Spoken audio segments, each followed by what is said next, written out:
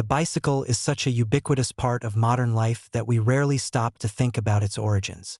We see them everywhere, from busy city streets to quiet mountain paths. However, unlike the telephone or the light bulb, the bicycle was not the invention of a single individual.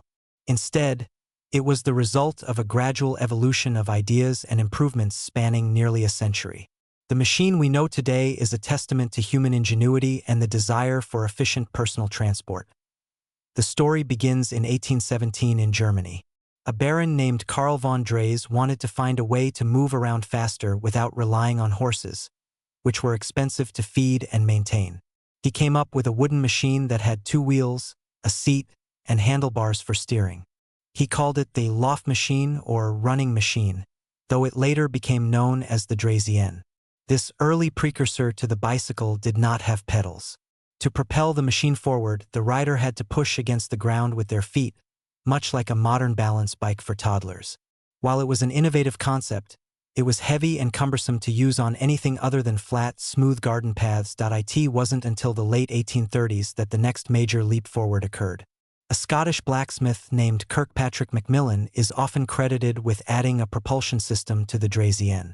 He attached pedals to the rear wheel using connecting rods. This allowed the rider to move without touching the ground. Although Macmillan's design was brilliant, it did not catch on immediately. The machine was heavy, and the physical effort required to move the heavy wooden wheels was significant. Consequently, it remained a curiosity rather than a practical mode of transport. The 1860s brought the next wave of innovation in France. Pierre Michaud and Pierre Lallemand introduced a design known as the velocipede.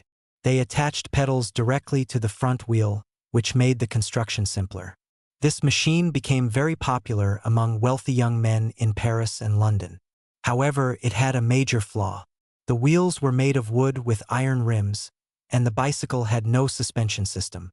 Riding over cobblestone streets was an incredibly shaky experience, earning this machine the nickname the Bone Shaker. Despite the discomfort, the velocipede sparked a craze for two-wheeled transport.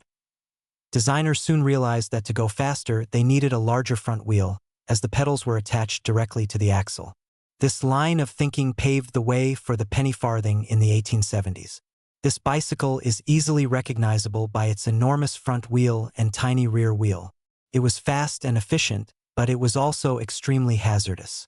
The rider sat very high up, and if the front wheel hit a stone or a rut in the road, the rider could be thrown forward over the handlebars. This type of accident was common and often resulted in serious injury. The bicycle as we know it today finally emerged in 1885 with the invention of the safety bicycle by John Kemp Starley. His model, called the Rover, featured 2 wheels of similar size and a chain drive that transferred power from the pedals to the rear wheel.